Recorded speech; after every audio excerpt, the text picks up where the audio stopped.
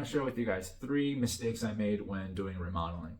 First mistake I made was the granite. Now, whenever anyone shows you granite, you're going to see these like tiny samples, right? And they're going to be little squares.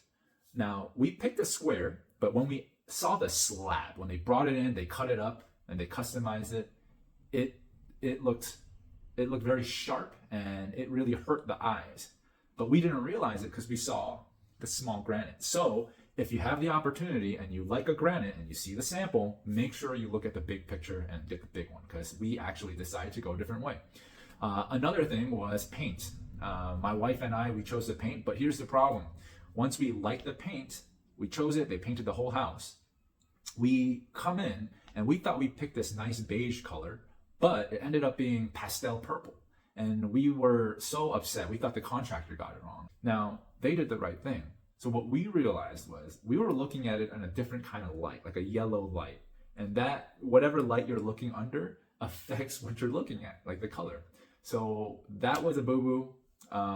So that was a mistake. Make sure you understand what color you're choosing. The third mistake is assuming that all contractors finish the job on time. Well, as you heard, the first 2 mistakes, that extends the time. Not only that, there can be complications with permits. There can be extra things that happen. They can give you an estimate, but a lot of times it can stretch. Now, could you motivate them? Now, can you get these contractors to finish on time? I've heard some strategies that could work. For example, before you get an estimate of time, you tell them, if you finish by this time, I will give you a 5 to 10% bonus.